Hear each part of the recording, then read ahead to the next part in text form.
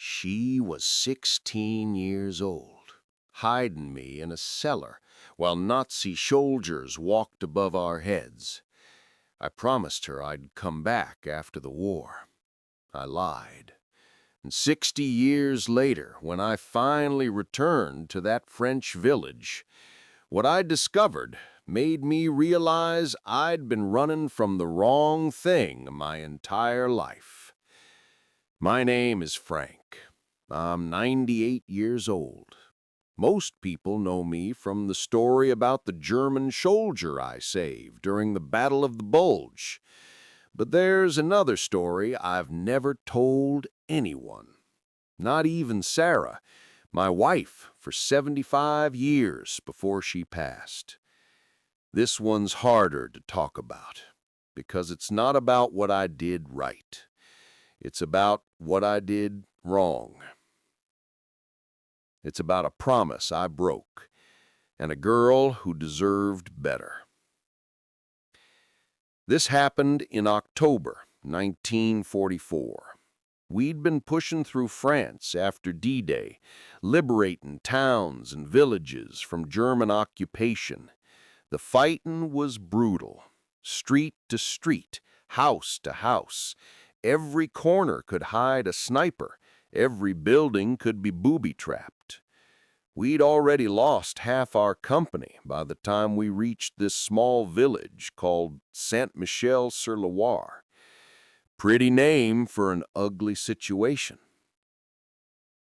We were supposed to secure the village and hold it while the main force moved forward, but intelligence was wrong again. Turns out the Germans had left a rear guard unit, about 50 soldiers dug in with machine gun nests and mortars. We walked right into an ambush. The fighting started at dawn, and by noon everything had gone to hell. Buildings were on fire, civilians were running everywhere trying to escape. Our lieutenant was dead. The Germans were counterattacking hard, trying to push us back out of the village. I was with 3 other guys moving between buildings when a mortar round hit about 10 feet away. The explosion threw me through a doorway. I don't remember much after that. When I came to, I was alone. The building was partially collapsed. My ears were ringing so loud I couldn't hear anything else. My left leg was bleeding bad. Shrapnel had torn through my calf. My rifle was gone. I could hear gunfire outside, but it sounded distant, muffled, like I was underwater. I tried to stand, but my leg wouldn't support my weight. I crawled deeper into the building, looking for somewhere to hide, somewhere to wait until I could figure out what to do.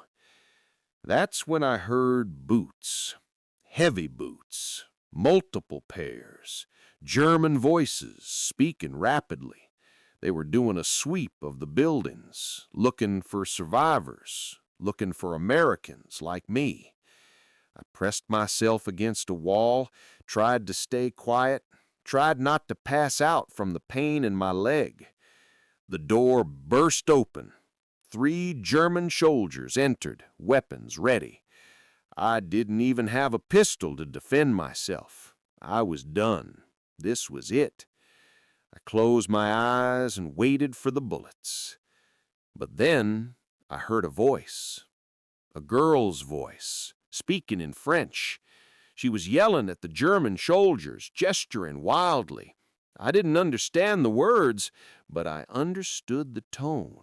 She was angry, defiant. The Germans yelled back at her. There was a tense moment where I thought they might shoot both of us. Then, surprisingly, they left, just backed out and moved on to the next building. I opened my eyes. Standing over me was a teenage girl, maybe 16 or 17 years old. Dark hair, thin from years of occupation rations, wearing a faded dress that had been patched multiple times. She looked terrified but determined. She put her finger to her lips, telling me to stay quiet. Then she grabbed my arm and helped me up, supporting my weight as we moved through the damaged building. She led me through a kitchen, then opened a trap door I hadn't even noticed in the floor. Stone steps led down into darkness, a cellar. She helped me down the steps, then closed the trap door above us. We were in complete darkness. I could hear her moving around, then a match struck. She lit a small candle. The cellar was tiny, maybe 8 feet by 8 feet, with stone walls and a dirt floor. There were a few crates, some old bottles of wine, and a blanket in the corner. She gestured for me to sit. I collapsed on the floor, my leg throbbing. She disappeared back up the stairs, and I heard her moving things around above, probably covering the trap door. Then she came back down with a basin of water, some torn cloth for bandages, and a bottle of something that looked like homemade alcohol. She knelt beside me and started cleaning my wound. I tried not to scream. The pain was incredible. She worked quickly, efficiently, like she'd done this before. She wrapped my leg tight with the cloth, then helped me drink some water. "Thank you," I said, knowing she probably didn't understand English. She looked at me with these serious, dark eyes and said, "American?" I nodded. "Yes, American. Frank." I pointed to myself. "Frank." She pointed to herself. "Marie." That was the extent of our first conversation. Marie and Frank. Two people who couldn't speak each other's language, hiding in a cellar while a battle raged outside. I could hear explosions, gunfire, shouting. The fighting went on for hours. Marie sat against the wall, watching me, occasionally checking my bandage. When night fell, she went upstairs and came back with some bread and cheese. Not much, but more than I deserved, considering these people had been starving under German occupation for 4 years. We ate in silence. I tried to ask her questions through gestures. Where was her family? She pointed up, then made a gesture I interpreted as gone or away. Were the Germans still in the village? She nodded grimly. How long could I stay here? She held up fingers. I couldn't tell if she meant days or weeks. My leg was in no condition to move anyway. Infection was already setting in. I could feel the fever starting. That first night was the longest of my life. Every sound made me think German soldiers were about to discover us. Every creak of the floorboards above made my heart race. But Marie seemed calm. She'd blown out the candle to save it, so we sat in complete darkness. At some point, I must have fallen asleep before I woke up to find a blanket covering me and Marie curled up in the corner using a crate as a pillow. The next morning, she changed my bandage again. The wound looked bad, red and swollen. She disappeared upstairs and came back with some kind of herb paste that she applied to the wound. It burned like fire. But over the next few days, the infection started to clear up. Whatever she'd used, it worked. She saved my leg. Probably saved my life. Days blurred together. Marie would leave during the day, sometimes for hours. I'd sit in that dark cellar, terrified she wouldn't come back, terrified the Germans would find me. But she always came back, always brought food, water, fresh bandages. I started learning French words. She started learning English words. We'd point at things and teach each other. Bread, pain, water. Oh, thank you, merci. It was like being children again, learning to communicate from scratch. I learned that her father had been killed in 1940 when France fell. Her mother and younger sister had been taken by the Germans 6 months earlier. She didn't know where they were or if they were alive. She was alone in this house, surviving on what little food she could find or trade for. The Germans had occupied the village for 4 years. She'd watched them take everything: food, supplies, people, and now she was risking her life to hide an enemy of theirs. "Why?" I asked her one day, gesturing to myself, then to the cellar, trying to ask why she was doing this. She looked at me for a long moment. Then she pulled something from her pocket. A photograph, creased and worn. It showed a young man in a French military uniform. He looked like Marie. Same dark hair, same serious eyes.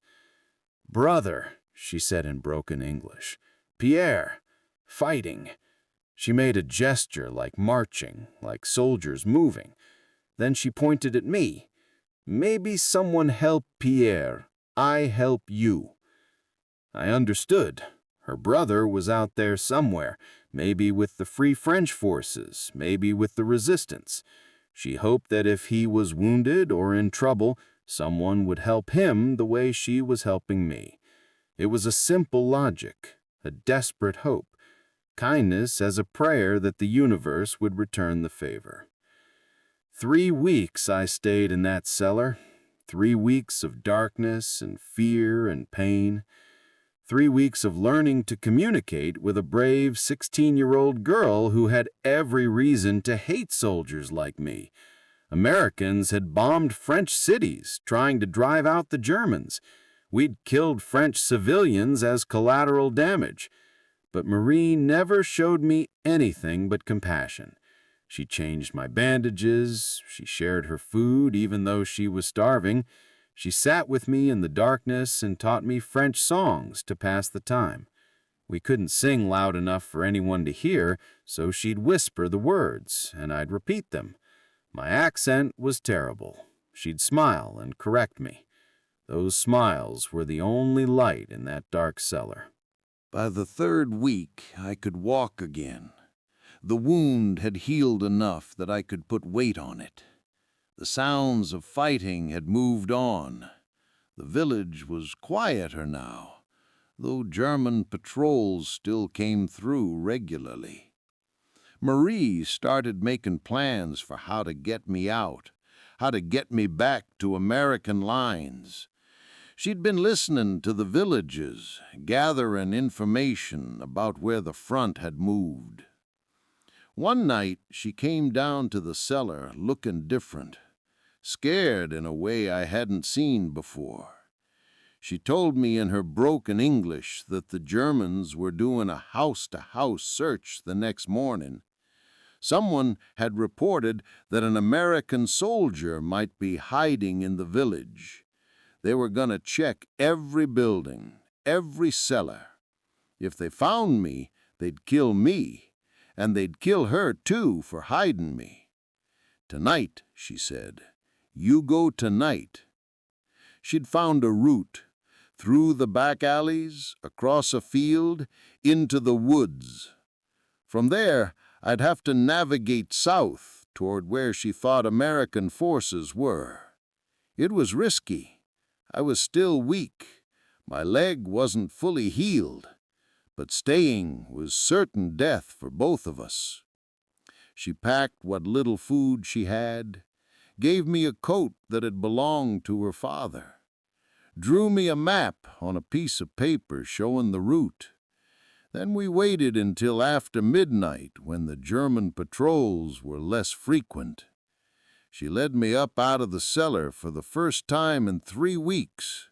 The house was dark. We moved through it like ghosts. She opened the back door and checked the street. Empty. This was it. We stood there in the doorway, this 16-year-old French girl and this 20-year-old American soldier who'd lived together in a cellar for 3 weeks, saved each other's lives in different ways, and could barely speak each other's language. I didn't know what to say. How do you thank someone for what she'd done? "Marie," I said, "I come back, After war, I promise, I come back." She smiled, a sad smile. She didn't believe me. I could see it in her eyes. She'd heard promises before. From her father, who never came home from the war. From her mother and sister, who were taken away. Promises meant nothing in war. But she nodded anyway. "Go," she said. "Go now." I wanted to hug her, but I didn't. It didn't feel appropriate. Instead, I took her hand and squeezed it. Then I left.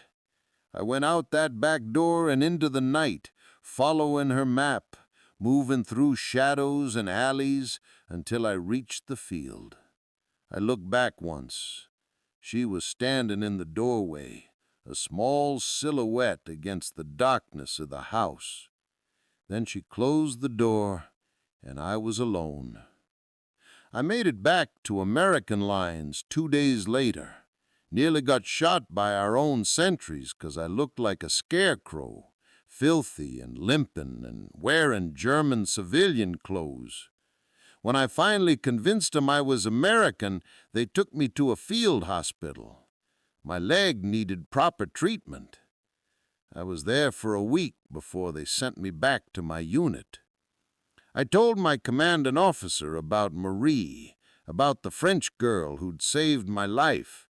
I asked if there was any way to get word to her, to make sure she was safe, maybe get her some supplies.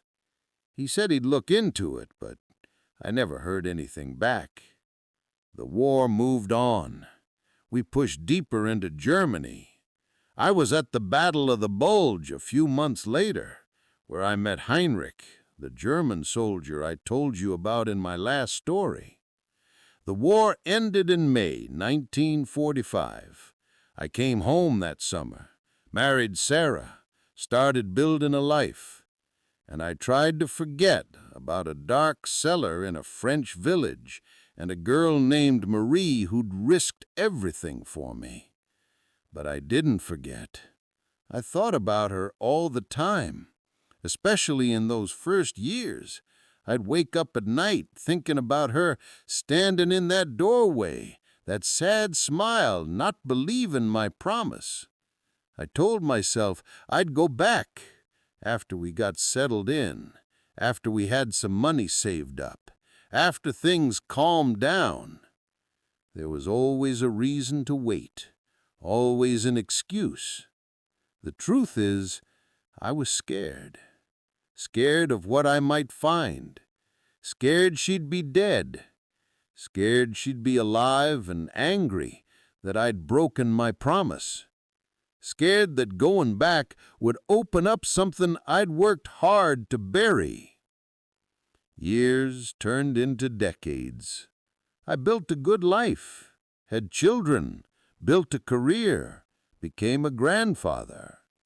And Marie became a memory, a ghost from my past that I'd locked away in a cellar in my mind, just like she'd locked me away in that real cellar to keep me safe. I told myself it was better this way, better to remember her as she was, better not to know what happened. It was a coward's logic, but I believed it. Then in 2004, 60 years after I'd left Saint-Michel-sur-Loire, something happened that changed everything.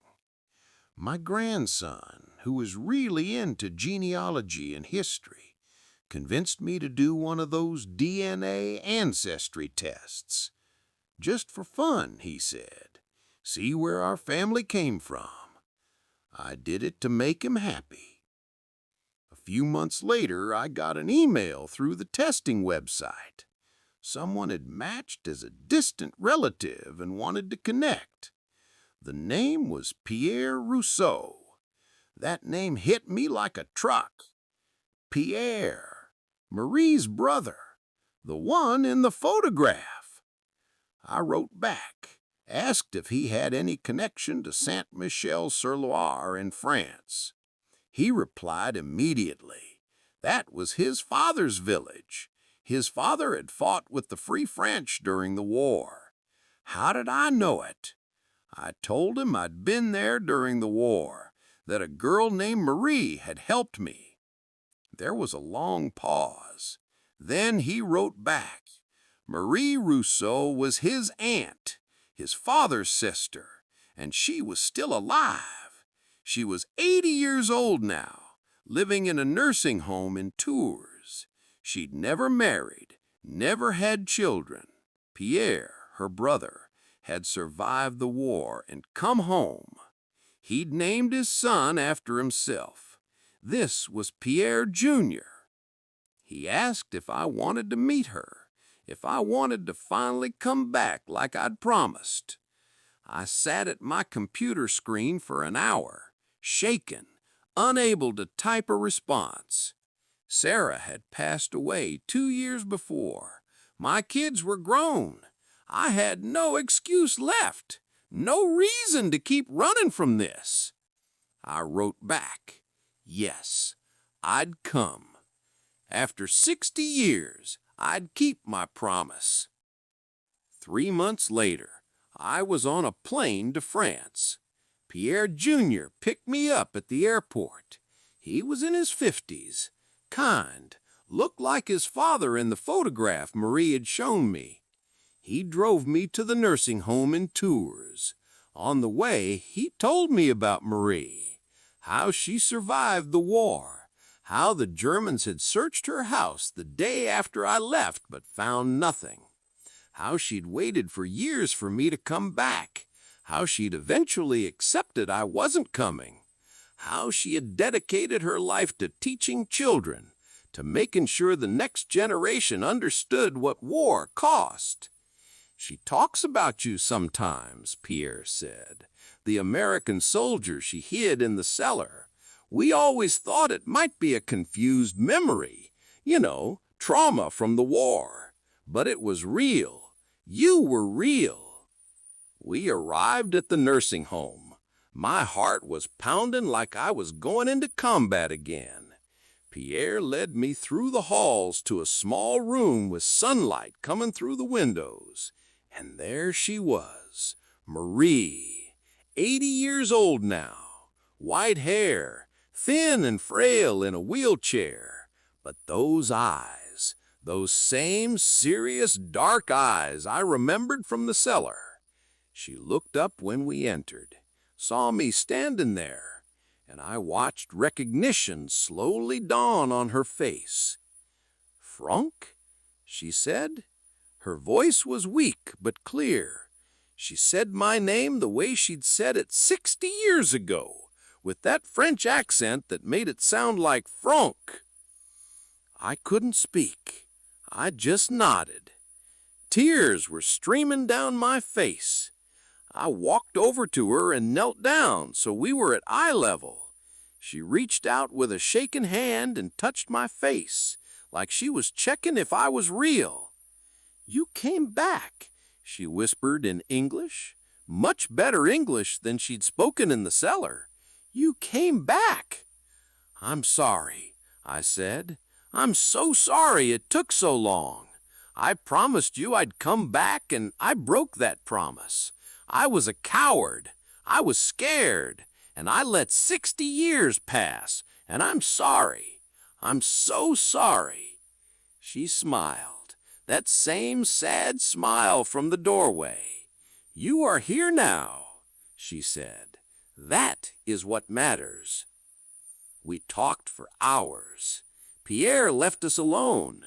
Marie told me about her life, how her mother and sister never came back from wherever the Germans took them, how her brother Pierre came home after the war, damaged but alive, how she'd become a teacher, taught English to generations of French children, how she'd never married because the war had taken something from her, made it hard to trust, hard to open up, how she had thought about me over the years, wondered if I'd survived, hoped I'd built a good life. I told her about my life, about Sarah and our children and grandchildren, about the career I'd built, about the other stories from the war that haunted me, about Heinrich, the German soldier I'd saved. She listened to everything, holding my hand with her frail fingers. Then she said something that broke me. She said, "I am glad you did not come back right away." I looked at her confused. What? Why? Because if you had come back in 1945 or 1946, you'd have come out of obligation, out of guilt. You'd have checked on me, made sure I was okay, then left again to live your life. That would have been harder. This, she squeezed my hand, is different. You came back because you needed to, because after 60 years, you finally understood what that cellar meant, not just for me, for you too. That is worth waiting for. She was right.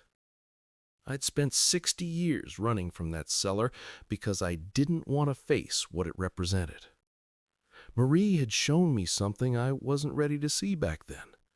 She'd shown me that even in the worst circumstances, when you've lost everything, when you have every reason to be selfish and cruel, you can still choose to be kind. You can still choose to help someone who can't help you back. She was 16 years old, starving, alone, living under occupation. I was nothing to her, an enemy soldier from a foreign country who'd brought war to her homeland. She could have turned me over to the Germans, could have ignored me, could have let me die. But she didn't. She chose compassion when compassion made no sense. And that terrified me, because it meant I had no excuse. If a 16-year-old girl with nothing could choose kindness, what excuse did I have for all the times I'd chosen otherwise? For all the times after the war when I'd looked the other way, when I'd been too busy, too scared, too selfish to help someone who needed it? Marie held up a mirror, and I didn't like what I saw reflected back. So I ran from it. For 60 years I ran. I visited Marie every day for a week. We talked about everything: the war, our lives, regrets, hope. On my last day before flying home, she gave me something. The photograph of her brother, Pierre, the one she'd shown me in the cellar. She said, "I want you to have this, to remember that kindness is never wasted. I helped you because I hoped someone would help Pierre. And someone did. He came home. That prayer was answered. Your prayer will be answered too." I asked her what prayer. She said, "The one you're carrying. The guilt about Heinrich, about the choices you made in war, about the promises you broke. These things make you bad. They do not. They make you human. And humans can choose to be better. You already know this. You just forget sometimes." I flew home carrying that photograph. Marie died 3 months later. Pierre Jr. called to tell me. She'd passed peacefully in her sleep. At her funeral, he said, there were hundreds of people. Former students, people she'd helped over the years. A whole community who'd been touched by her kindness. The same kindness she'd shown to a wounded American soldier in a dark cellar 60 years before. I'm 98 years old now. I don't have much time left. But I need to tell you something that Marie taught me. We spend so much time running from our failures, from our broken promises, from the people we've let down. We think if we ignore them long enough, they'll disappear. They won't. They'll haunt you for 60 years if necessary. But here's the thing Marie understood that I didn't.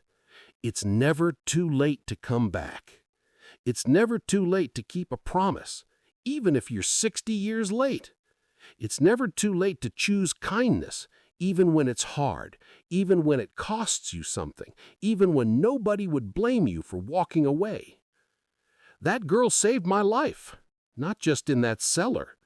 She saved my life by showing me what courage really looks like. Real courage isn't charging into battle. Real courage is a 16-year-old girl choosing compassion when the world is burning around her. Real courage is opening that trap door and helping someone who can't help you back. Real courage is believing in kindness when you have every reason not to. I broke my promise to Marie. I waited 60 years to come back. But when I finally did, she forgave me. Not because what I did was okay, but because she understood that sometimes we need time to become the person who can truly appreciate what we've been given.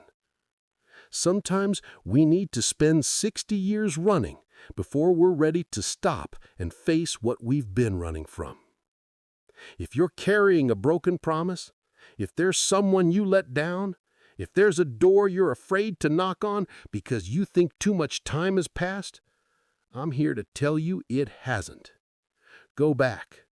Keep that promise, even if you're 60 years late, even if you're terrified, even if you don't know what you'll find, because the weight of carrying that broken promise for the rest of your life is heavier than any truth you'll find on the other side of that door. Marie taught me that in a dark cellar in France when I was 20 years old. It took me 60 years to understand it. Don't make my mistake. Don't wait 60 years. That person you need to see, that promise you need to keep, that door you need to knock on, do it now. While there's still time, while they're still alive to hear you say you're sorry, while you can still look them in the eye and say thank you, while you can still make it right. Because kindness is never wasted, promises still matter, and it's never too late to come back. Subscribe to hear more stories from my war.